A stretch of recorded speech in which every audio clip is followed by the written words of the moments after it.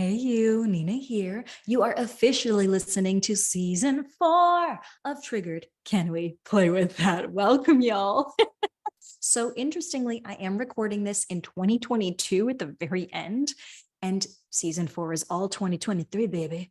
So, welcome. If some things sound a little bit odd, that's why we dialed it back a little bit, okay? But just a few weeks, I promise. So, what? Well, if I don't kill myself in the process, what is it that we're going to be exploring here today? John Mendez is here from Walk to Wealth. And he, interestingly enough, was going to be speaking about the minority experience and how, victimization is a struggle and how it's stories that we're fed, but really it's not serving us, right? So a lot of you out there are like, I know, conditioning, internalized depression, it's rough. That was the intention. And it sort of became this universal approach to invalidation trauma. If you've ever been invalidated out there, you know what I'm talking about, right? It could be any identity. And John does go on to explore a little bit more. It's a really energizing conversation. We are going to play with things like escapism, things like relational trauma, things like patterns. And if you're a fan of this, attachment styles is going to come into the picture. So what does this mean? At this point, grab your journal or a really good friend to dialogue with what comes up for you in this episode. You know that I am in the business and we are here to transform hard conversations into teachable moments. And so that's exactly what we're going to do. John is going to share a personal moment from his life. And then we are going to go on with some psychoeducational tidbits, right? Take what serves you, leave what doesn't, shift what you may want to work around or with, right? And make sure that as you listen in, you are consenting to playing with this. If it's not your jam today, it's okay to pop on over somewhere else or stay on in if you're ready to listen in, okay? So that's what we have planned. Stay tuned because otherwise, I am curious. Are you ready to play? Welcome to Triggered. Can we play with that? You know that moment when your emotions ramp up in an instant, leaving you feeling helpless, frozen, or out of control? In that moment, you've been emotionally hijacked, the very definition of triggered. And I want to ask you, can we play with that? I'm Nina L. Garcia, drama therapist and empowerment coach of Houston Creative Arts Therapy. Join me as we discover ways to empower you and the people who mean the most to you to transform hard conversations into teachable moments. Triggered. Real playful, real respectful, real empowered.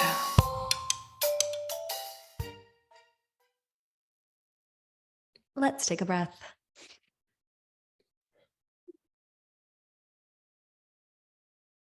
Oh, I like the shoulder rolls you got going on, John. Welcome to the show, John Mendez. How are you? I'm doing pretty well today. Can't complain. And, I started off a little cloudy, but we're off to a good start, pushing through like I told you in the pre-show. And, excited to be here. All right. Most excellent. Most excellent. As you all can tell, this is going to be a highly energizing episode, I'm sure. We've got two energetic folks here. So if you are out there, you're like, oh, it's already going too fast. Take a breath in again. Let it settle. Okay. So we're going to set our intent already off the bat, right? We are trying to transform hard conversations into teachable moments. And that means we've got to consent to go into that play space, right? Do you consent to some human to human conversation, John? Yes, I consent to some human to human conversation today. Even if it's sticky and uncomfortable. Even if it's sticky and uncomfortable. You got my back, I got your back. We got each other's back through this whole ride, right? To the best degree we can, right? Okay. So enough of me. I'm going to pass the metaphorical ball / mic, real mic, right, on over to you. Tell us a little bit about yourself, your identities, roles that are important to you. What do you want to share?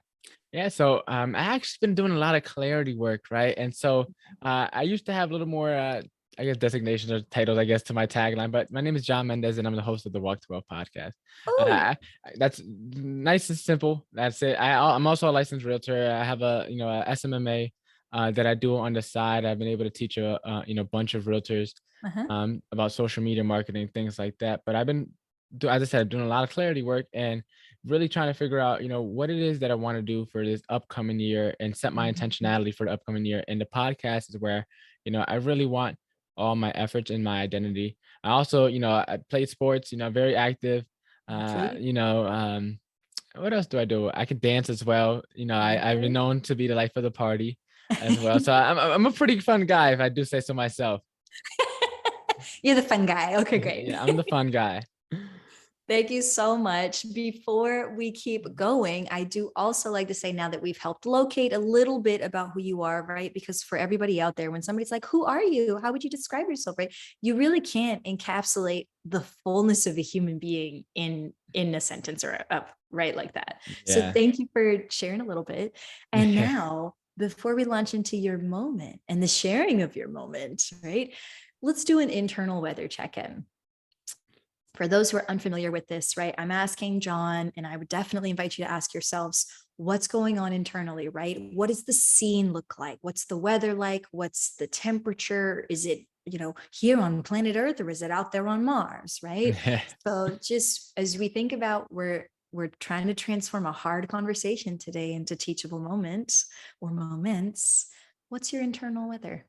Right now it's a cloudy light drizzle. Cloudy light drizzle. Not because I'm sad or anything. Just so, as I said, I didn't get the best sleep last night. So, that Mm. definitely played a fact rolling into today. Highly recommend that you sleep well and take your sleep seriously, because it carries over very fast, especially when you're trying to get into entrepreneurship and get things going.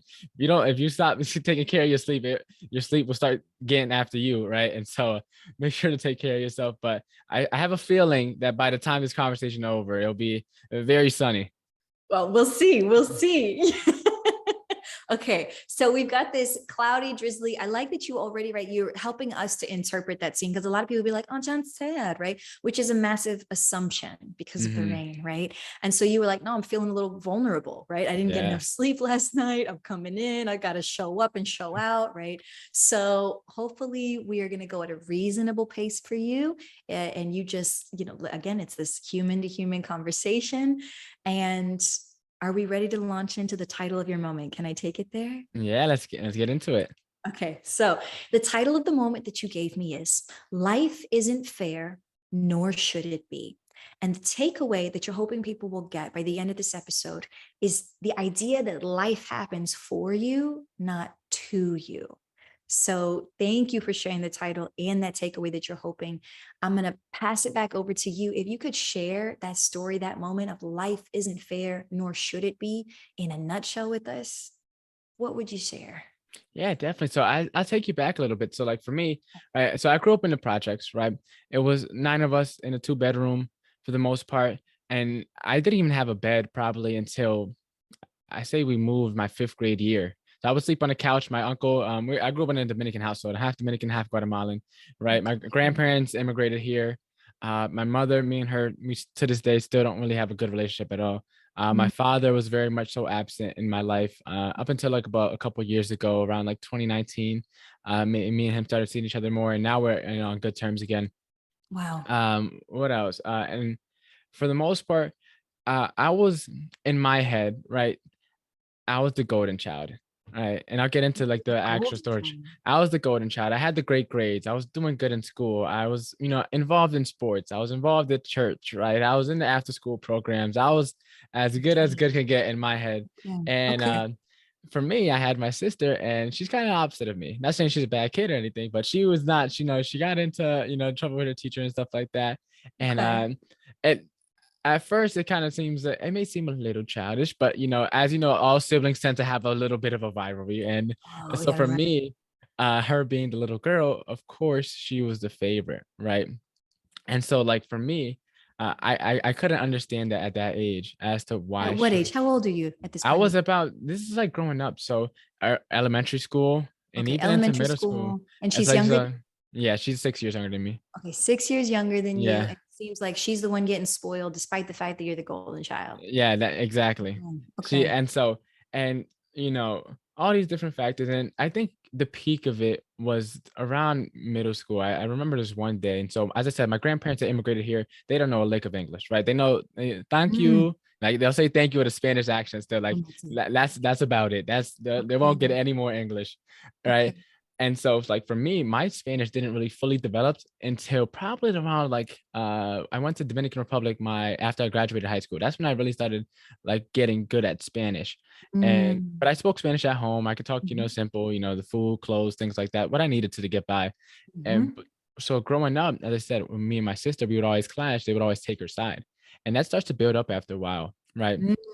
And then on top of that, as you probably already know, being a therapist and in your background, when you're flustered, it's hard to, really articulate how you feel and get the words out. Just when My you're brain flustered in tends to general. just shut that down. Yeah, we'll Yeah, talk about that. yeah. Okay. But like, here's another variable to add on to that. My Spanish wasn't that good, Mm. so now I have to not only I'm angry. Now I have to express how I feel and translate it in real time while I'm going back and forth with my grandparents, right? And I was remember one day, and I probably don't share this moment too often, but I don't know. I think it was in sixth grade, and it's a kind of a blur. I just remember like one time I was just fed up, and I don't know what the situation was. I just know that I was going back and forth yelling with my grandfather or something. I think with my sister. I can't remember what it was honestly. And I just went upstairs in my room and started bawling in my pillow. And I don't really remember much after that, but it started to create um, this feeling of me was like I felt like I have to just cage myself in, and I did everything I could to escape through by playing video games. And so in my house, I'll be, locked away playing video games, or I'll be at a friend's house or stuff like that because it's like I felt as if I couldn't express. And that kind of carried into me into high school. And I was given this nickname in high school called Trill Johnny because I looked like this rapper back then called Trill Sammy. He had a hot song called like Uber Everywhere. This is like my Okay. freshman year, so like 2015. Uber So you're Everywhere is a Trill hot song. Johnny. Yeah, so I was Trill Johnny, and so I Okay. attached that I don't care about anyone, that avoidant, dismissive Mm. personality That to that persona. nickname. Yeah, and I gave it life. Trill Johnny became its own character essentially, Mm. right? And I was Mhm. kind of living that out, that Trill Johnny. Like I was cut people off. Like I had one lady, like one girl who was my friend. Yeah. I cut her off for like a month because she said I was annoying and stuff Just like that. ghosted. You just ghosted. And we had the same class, so I would just walk as if I never knew her. I had another friend that we was childhood friends with, grew up with. Cut Yeah. her off for like 6 months, and we also went to the same church together. Like I remember, like it was kind of awkward because I didn't talk to her, and we're still in the same church and in the same like youth programs and things like that. And it's like look, like things like that. And it wasn't until you know I'd say about my junior year is when my friend, now girlfriend, had told me about attachment styles that I started looking into, reflecting about what I had going on. And I started realizing the different, things and actions and habits that I had and the traits that I had that I was, taking out on my friends and the people around me. Mm. And I was kind of living life, and I would never get hurt, but I would never fully experience anything, right? Because I became so numb, right? From all my experiences growing up, I just became so numb, and I just like I thought I had that macho, that bravado, that Mm. I'm always good. I Trill don't have to Johnny. show. I'm Tro Johnny. Mhm. I'm Tro Johnny, and I'm wavy. Used to be my slogan, and I used to sing it. I can't sing as good as you, so I'm not going to sing it. But right, but it came from this one song, and I also don't curse. And so in the song, he says, "I'm that N word, and I'm wavy." And I just replaced that N word with Trill Johnny. So Mm. I'm Trill Johnny and I'm wavy. You see my little thing, right? My little slogan. And that was Mm. kind of my identity for a little while. And Wow. I'd say I probably had every reason to like, say life's not fair. As I said, I was the golden child. I grew up, my parents weren't really involved. I grew up with a bunch of people in 2 bedroom. I didn't have my own bed. Like I didn't have my own room. Because even once we moved, I had to share a room with my aunt. So Yeah. it's like up until probably I think like close to eighth grade or something like that. So, very humble beginnings. And uh it wasn't until really like that when I said my girlfriend now told me about the attachment styles back then. And Yeah. then football kind of gave me the opportunity to fully express myself a Ooh, little bit. football. So high And school, yeah, become a dad. that was as I said, I was always looking for an escape. Sports was one Yeah. of them, right? Yeah. And so and then I went into college. And when I went to college, I had already started before I went, I already started learning about the stuff, doing some reflecting, trying to grow. And I was like, okay, these habits that I built out of protection, out of feeling that I have to be the sole provider, that the only person that could take care of me because no one has my back like I do, kind of type of thing. I was like, Mhm. okay, which one of these traits aren't serving me, aren't really protecting me, and it's just out of fear? And what can I let go now that I'm entering a new environment where no one knows me, and I could rewrite the script entirely how I see fit? And so that's when I really started writing things and changing, how I viewed, you know, not even just like relationships as like boyfriend girlfriend kind of stuff, but like that, like relationships as just relationships with just people in general, Absolutely. right? And then everything from there really started changing. My view, my outlook started changing, and then it wasn't until, and that was just in like the personal side of things. But then in terms of like my view in terms of like success and achieving things in life, and you know Mhm. that's really started shifting once I read Rich Dad Poor Dad my sophomore year of college, and I realized that there's another way of viewing the world out there that's not being taught in schools. And then from there I got into the rabbit hole, and then not only did my view of myself change, right, about life isn't fair, but then my view as in the world, because I didn't grow up with opportunities. I didn't grew up inner city, right, in the projects. It's like you don't see much abundance, much wealth around there. And then I started reading books, like as I said, like Rich Dad Poor Dad, Think and Grow Rich, things like that. I started investing in myself and self Mhm. education, and it's Mhm. like then my view that life isn't fair. Not only and in like the personal realm, but like life isn't fair like all over. But there for those who seek actively and are willing and committed to doing what it takes to reach, to create the life that they dream of. And it's like Okay. the information and everything is out there. And so that's kind of how like my story kind of comes full circle, both in the personal side of things and then like now in like the entrepreneurial, I guess, side of things, right? Oh my gosh. Yeah.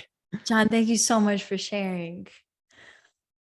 There Thank- is there is so much in what you just shared. I wish that I'd had a piece of paper here and was like, tick, tick, tick, tick, tick, tick, tick. I hope that everyone out there has their journals ready for all the knowledge that was just dropped and how we're now going to like transform these hard conversations into even more teachable moments than what you've just shared with us. Yeah. Um, I'm going to try to stick to the timeline of how you shared and Yeah. with some like these psychoeducation pieces. And so we can play with this a little bit. So this is back and forth, me and you. If I say something and it doesn't fit or it doesn't sound right, you fix it. Okay. You just fix it. Okay. Sounds good. All right. So one of the first things that you mentioned was, going back, this is this relationship, really a family dynamic, not because it wasn't just between you and your sister, this sort of sibling rivalry, right? But even the parents and the adults in the situation were also getting in on. So it's not just between the siblings. We have a family dynamic that Mhm. it sounds like was actually supporting your minimizing or being misrepresented, or even sometimes maybe even outright rejected. And Mhm. so when I talk with people about invalidation trauma or identity trauma, it's that constantly being misrepresented, um, that things being misinterpreted, minimized, or outright rejected.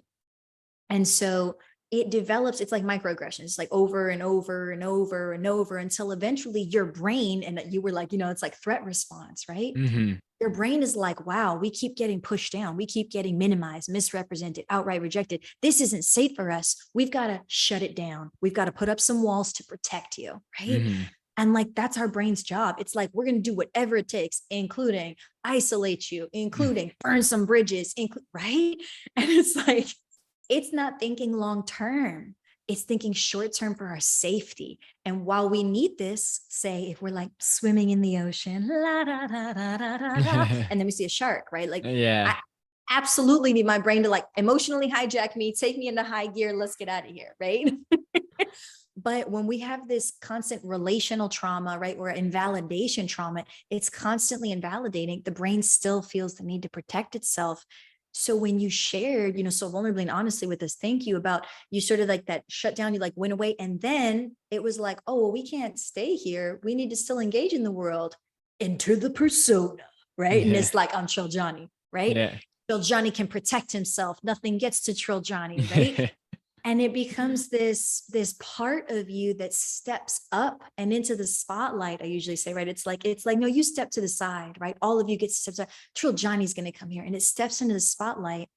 And as much as it's for our protection, if it's not short term, it ends up limiting us. right? Limiting our ability to really experience our relationship with others in full, but even our relationship with ourselves. And you even shared some of those moments about how you just like cut people off, right? Yeah. We're in survival mode, it sounds like. I mean, is this tracking for you? Fix it. I No, mean, it's no, definitely. I think you hit it right on the nail for the most part. Like, and I'll start off with the point about isolation. It was like, for me, my first thing was like, okay, if in my house, right, and I'm still, it's stuff that I probably should spend more time reflecting. And it's not like I don't spend time reflecting because like of like being scared to relive it or anything. I just kind of Mhm. just don't think about it, honestly. Like there's no reason why I don't. I just kind of don't. So this is kind of, I'm reflecting live as I'm kind of having this conversation with you. And Okay. so like for me, like getting away, and anyone that plays video games or if you're on your phone, it's easily to get yourself trapped, not trapped, but like it's, trapped into another world essentially. Yet so trapped, right, would be the right Escapism. word. Yeah, and it's like I would get in, I would play Call of Duty from like if there Oh, wasn't school, like from sunrise to sunset. I went from being like extremely terrible to being like almost, I probably could have went semi-pro. wow. Me and the guy, and I would just spend and as part of it, you might say that I'm just a teenager, so that's kind of like normal. So, but then also too, but it's like there would be like for a certain period of time like no like at home interaction unless it was time Ain't no. for food, or that's the only time I would probably interact. It's just like if food or clothes or something like that, like as I said, necessities. Yeah. And outside of that, it's like I either wasn't home or I was, when I was, it's like I'm going straight to my room and I'm going to lock myself up and play video games, right? Survival. and Survival. and then from there, like as you said, with the people burning bridges, that's something that, and my girlfriend, she's really knowledgeable on this stuff. She's has a lot more EQ than I do, which is why I was able to kind of learn and grow, because as Mhm. at the time when we were still friends, she was helping me learn through a lot of this stuff. EQ um for the listeners out there, emotional quotient. It's like IQ yeah, for intelligence, but emotions. Go ahead, exactly. John. Yeah. And so she'd be telling me, like, even now, like I still have some tendencies that I don't realize. And she'll be like, hey John, like for example, I think I was like celebrating myself or something like that. And she said, I forget what the actual situation was. And she was like, hey John, like, that's from you just having to have your own back for so long. That's why you did it. And I was like, I didn't realize it. She was like, oh, and I was just, I didn't know, because that's just like my natural thought process. I didn't think anything of it. And Mhm. so it's like she was like, no, John, that's not okay. Like that's from you having your back for so long. And I didn't even recognize it. So a lot of these things, like I still am not like fully aware of. And I just think it's kind of normal now. And it doesn't like affect me. It's like not like I was like, oh, maybe I'm damaged or anything. It's just like, that's an interesting point, because I wouldn't have noticed that. And Oh my like so, gosh. and then with I'm the gonna speak burning, on this. yeah. And so like with the burning bridges and stuff like that, I would always feel as if like as long as I have myself, I'm good. That was what I told myself. I don't need nobody. And I would play, there's this, and it's such a corny song. But it's by a K Camp called Cut Her Off. I'm not sure if you know the song, but pretty much the whole song talks about him cutting off a female. And he curses a lot in that song. But like Just a heads he, up. yeah, he curses a ton in that song. But the whole song is about cutting her off. Mhm. And whenever I wanted to cut somebody off, I would get petty too sometimes. And let's say I had someone that didn't, understand that I was trying to cut them off. Like I would be on the phone with them and I'll play that song in the background and stuff like that. Like I genuinely did, I would burn bridges like absurdly fast. It was Oh my insane. gosh. And so, but that was that, as I said, that identity, that persona that I took Mhm. on. And what I thought was, out of protection was really out of scarcity, honestly, out of fear. But I didn't realize that at that time. So I did that very often. And there's certain traits of that, right, that I still have within me.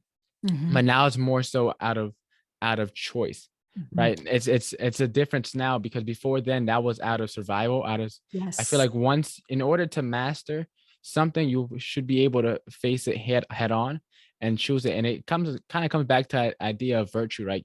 The bunny that can't harm anyone isn't virtuous, because even if it wanted to, it wouldn't be able to hurt anybody.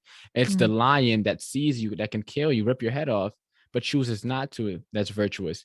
Right. Right. And so like now there's certain traits that I still keep, Mhm. but I don't use them, right? Unless necessary, right? Because it's not out of Necessary. scare. I can Mhm. experience now. I can put my skin in the game and not have to worry Yes. about anything. But let's say I were to get screwed over, then I could snap right back. But that time it's out of choice, not because I'm scared that I don't want to get hurt or that I Oh don't my want to get left. gosh.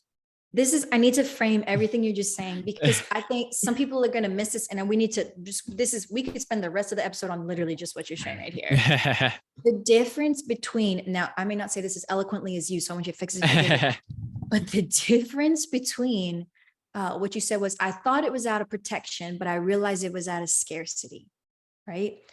And for so many of us out there who we have something either relationally traumatic happen or physically traumatic, or right, whatever the trauma was, we have something happen, and which point at that dangerous moment, if it's danger in the moment, right? That's when it's occurring. And we need to protect ourselves in the moment. But we get emotionally hijacked by the brain, and it says, well, if I could pull us out, then I'll just keep doing this forever and then we'll be safe, right? Nothing bad will ever happen to us, right? But it keeps us in this lens with this sort of like a filter on of the world that we always need to be protecting. We always need to be doing that because it's constant survival, when really at some point it's the idea of scarcity. It's fear driven and not reality based anymore. And for many of us, there's a transitional space between that. Right. I think you said after what, middle school and high school is when you started getting more resources or access to more resources with an athlete, diversifying. When you met your friend who turned into your girlfriend, and then Yeah. she brought in more resources, a lot of what you're expressing and exploring is the transition from, I was in a state of survival and I have transitioned or am transitioning and using skills to get in a state of I am thriving. And it took diversifying the ideas in order for you to even do that. It took different ideas from different walks of life in order to have perspective that anything could even exist beyond survival. No, agreed. Yeah. And another, I think, while you're on the topic of perspective, as I said, so my parents weren't really in my life. My grandparents were the one that raised me, I can say, but I never really had a role model to look up to. And back to that thought of perspective, for me, not having that role model, it allowed me to be very open-minded. So I did have a lot of like negative traits, such as, burning bridges off very quickly and, removing people out of my life that probably should have stayed in my life. Can I speak on that? When you Yeah, say negative things, one of the things that we flip the script on, you do not have to yeah, call it this, John. I'm not trying to take that from you at yeah. all. I want to put an offering on the table is what I usually say between Okay. people. I'm like, here's an offering. The way that when my therapist had on, not that this is therapy, but when I had Yeah, that on and I hear people say like, I had these terrible things, terrible traits and things, and I think it was adaptive. It yeah, was what your body felt it needed at the time for you to adapt to some circumstance. But what it did is it started using it for every circumstance. yeah, And so it becomes maladaptive. It's not adapting anymore to your present moment. It's just continuing to use something. So when I hear you share this, I think you were surviving when you could yeah, have been turning to what a lot of people do with we talked about escapism. yeah. What a lot of people end up doing in order to survive is maybe they escape into video games, maybe they escape into sex, maybe they escape into drugs, drinking, other people, codependency. They get into lots of relationships. People acquire animals, right? Lots of animals, right? Or things. There are all of these things that we do to avoid dealing with the feeling that you called out of fear, right? Yeah. Fear is what was at the core. We don't want to deal with fear. We build up all these things in order to not deal with the fear. And then home slice girlfriend comes along and is like, have you talked about attachment styles? Yeah, pretty much. That's kind of what opened it. I was like, no, what's that? And she was like, yeah, John, I think you should watch it. So I got on YouTube University. I'd say I probably have about like 50 PhDs from YouTube University by now, especially now that I watch everything in double speed. So it's like I burn through yeah, I'm just torching through content. But yeah, she sent me a video. I watched it and I was like, oh, this is pretty cool. And I like one thing, as I said, not having role models really taught me to be open-minded. So I genuinely enjoyed, having deep conversation, figure out why people ticked. And I was one of the kids in high school where when they had philosophical chairs or things like that, I would sit on the side of the room that had less people just so I can debate regarding like pizza versus ice cream. I prefer pizza, but I'll go on the ice cream side, right? Just so I could put myself in somebody else's shoes to figure out why, try to figure out why someone would argue for this, and change my perspectives and stuff like Mhm, that. And so mhm. when I started learning about attachment styles, I was like, oh, this is kind of about like how the mind works, how the brain works, how we, interact. Um, I like this kind of stuff. And so I started looking into it, and as I said, that's where I guess the first step for me really was awareness, right? Awareness, one, that the resources are out there to learn about the stuff, and then two, awareness is like, okay, is pattern recognition. So what you said about the brain, right? I started using that thing to help me in one situation for every situation, and then I started recognizing those patterns by Mhm. learning that there were patterns to begin with that I wasn't even aware of that I was operating in, and that it started to all kind of come together a little bit once I started becoming aware, one, of the actual, the research and the information on the subject, and then two, the Absolutely. pattern within myself and my day-to-day action. And then Oh I my I remember in high school there would be like certain situations I was like, oh, that's very avoidant, dismissive of me, and I would just start calling it out a little bit. Yes, I love when people call it out. I'm like, don't put it under the carpet. Don't put it back in the closet. Just call it out. Call it out for Mhm. what it is. Right? No judgment. Oh my gosh. So this man, we're running so short on time now. And I knew this was going to be, I was like, yes, just gold. There was something you said earlier. And if I could put it on a shirt, get it in a tattoo, maybe a removable one so we can, get it to everybody. I want you to fix it if I get it wrong, but the line that you said was something akin to, you started looking at your patterns. You started noticing the patterns, right? You became Yeah. more aware that the patterns existed, right? At all. And then you Mhm. started noticing your patterns. And then you asked yourself something akin to, does this serve me? Yeah. Is this going to benefit me? Is this for me? Or is this just what I, right now, this part you didn't say, right? Or is this what we've just been conditioned to do at this Yeah. point? That's exactly what it was. And as I said, college for me gave me the opportunity to like, what, you know, what is the John that I want people to know me for, that I want people to remember Mhm. me for? And it's not like a fake it till you make it, put on a persona Yeah. that you're not type of thing Mhm. anymore. Cause that's what it was I was doing. I was essentially, without realizing, kind of faking it till I make it. Cause as I said, I never fully ever let anyone in. I never ever, no one knew the real John. They knew Yeah. parts of the real John, but no one ever really truly got to that point. Mm. That's you were like one of the guys. Like a couple of my boys know me really well. But in terms of Mhm. like other relationships and with other people, it's always an arm's distance away. Yeah. Always. And so it's like I got into college, it's like, well, I'm already don't know anybody besides my roommate, right? I could continue to play out this persona and continue to not fully experience life, to continue to live life, you know, with not no skin in the game, right? The beauty of having skin in the game is the same reason why it's a curse, right? Because you're vulnerable, right? But it's like rather a life hurt and fully experienced than a surface level life, right? Oh, And as I there's said, no reward. you know, are these thoughts that I, not these actions, these patterns, these habits that I've been operating with for so long, are these the same ones that I still want to, hijack my life, moving into this new opportunity? That is beautiful. Thank you so much for sharing. Thank you for the opportunity and for the platform to share. I just, y'all, I'm gonna repeat that last line. If you didn't hear it, if it's not serving you, right? Is this the way that you want to show up in the world? It's not too late. I think we said this before the show, right? This better late than never. It's Yeah. not too late to do what I invite as an offering to people on the table is college gave you the opportunity, right? It was an offering and a space to try something different and potentially one of the words that sometimes we use is like a reset, right? It doesn't mean you're completely creating a new person. It's like, Mhm. oh, let me take a look at some of these narratives that I've been eating over the years or that I've been conditioned to hold on to. And let me ask myself, does that work for me? Actually, does that long term work for me? Oh, no, that was a short term thing. That was great when it worked, but now it's not. Let me just go ahead and put that off on the wall behind me, right? And you go through these layers of getting back to what I think a lot of people struggle with is who am I as an authentic, like as a human being?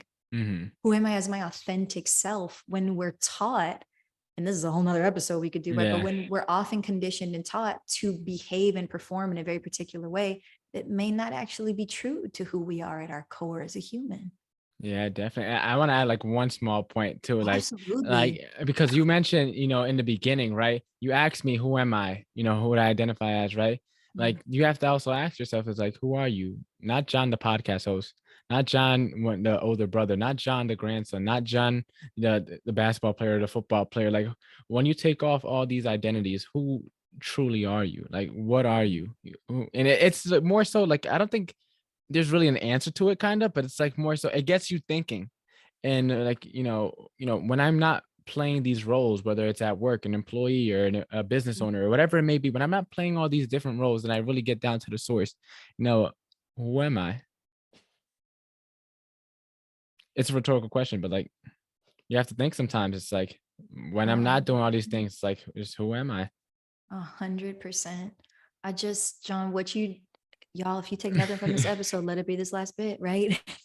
This is gold, because from where I'm sitting, right, as a therapist, as a drama therapist, as an empowerment coach, the thing I do most often as an empowerment coach is help people, right, own their truth without oppressing themselves and without oppressing other people, which means we have to pull through layers of internalized oppression and oppressive narratives, as well as the externalized oppression that we may have been putting on other people or that may have been done to us. All right. And that's just in our lived experience. Then we dial back into the historical experiences of identities and roles that we've played. But at the core, I ask people, I'm like, but what kind of human being do you want to be? Now, what kind of mother or father or son or student, right? But what kind of human being do you want to be at the end of the day when the roles are gone? I mean, you said it so beautifully. Thank you. My pleasure. The pleasure is mine. Okay. Whew, oh, this is such a good episode. Okay. We've done our psychoeducation. We've done a little bit of exploration. We're coming to the close here. What are our takeaways? We always set out to transform a hard conversation into a teachable moment. How you feel we did?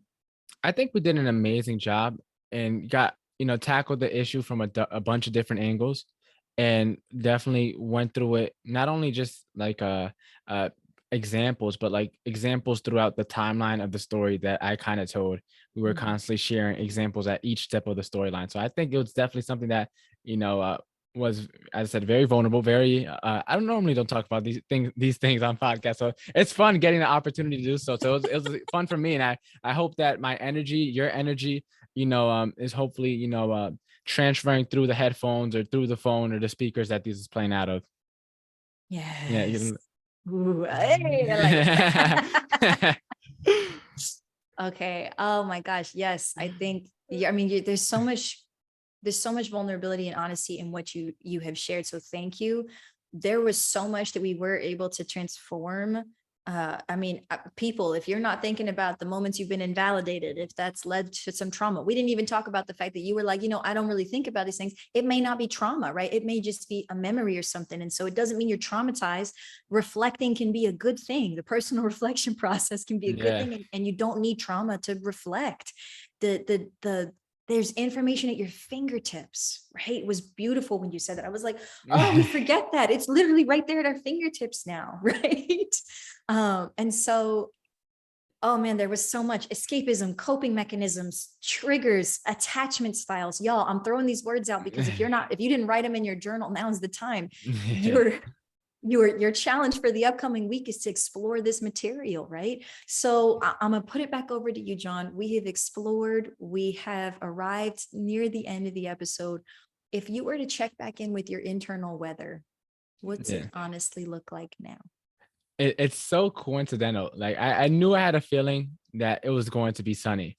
And it just so happens that the sun is also coming through my window on the left side. So I got this little bit of a glow coming in. So the clouds have definitely cleared up. I generally enjoyed this conversation, and it definitely put some energy back into me. I love it. I'm so glad to hear it. I also love when the universe like parallels your experience. And you're like, yes. Okay, so most importantly at this point, where can people find you, John? So normally on my podcast, I talk about a lot of entrepreneurship stuff and like personal finance stuff. So that's but we also do talk about some mindset here and there. And I had a very good episode, two very good episodes, one with Susie Bills, and she talked about the 3 C's to change your subconscious beliefs. And she talks about her format to kind of start calling out and then, changing to the belief that you once had, into Mhm. ones that better serve you kind of. So I kind of got a little bit of the idea from Oh, her in this nice. other episode with Vic Manzo. And he Mhm. talks a lot about like quantum laws, not your typical like, oh, law of attraction. Cause a lot of people throw that buzzword around, but he actually Loved. studies this stuff. So like he Yeah. got into it and like at a depth that I haven't really seen much people really get into. So there I do a lot of mindset episodes there. So that would probably be the best, or Walk to Wealth on pretty much all the socials for the most part. Most excellent. Most excellent. Okay. And then one more time, what are your socials? So it's walk number two wealth on IG, on TikTok, on Okay. Walk YouTube. to wealth Yes. And then from everywhere. everywhere. Okay, wonderful. And everything y'all just heard, you don't have to write it down or rewind. It's going to be in the show notes too. So you can just go to the show notes, right? We'll put that in there. I'm so grateful to you, John. I think the feeling, if I could accurately describe what's happening for me over here, it's like this, like I'm sitting on a patio enjoying a nice, like a summer drink, like a lemonade or like a raspberry lemonade or something. It's refreshing. Maybe there's Yeah. mint in it. And I'm looking out at this like golden mountain range. I feel settled. I feel like there's something big on the horizon, but I feel grounded. Thank you. Thank you again. This is a great conversation. I feel like it definitely got me, to really look back and, kind of work my way through it a little bit more. And I love conversations like this because it helps me grow as a person as well. Like you just having someone to talk to about it. Mm, Having someone to talk to about it. If you're out there and that just spoke to you, find your someone. Yes. Yes. Find your someone. Okay. Thank you, John, so much again. And that is what we planned for today, folks. So thank you so much for taking a minute to explore your triggers as a human being. And if this episode has spoken to you and resonated to you in some way, shape, or form, you may share this episode. It is one of the best things you can do is share the episode with someone who you know is going to benefit for it. And you can go on iTunes and rate this episode. Make sure you say it was John Mendez's episode. I learned this, that, and the other, so that people know what spoke to you, right? That's the best way to help people and get this dialogue out there so we can keep transforming hard conversations into teachable moments. So thank you all for listening and watching. If you're on YouTube, enjoy your adventure challenges for this upcoming week. And otherwise, stay curious.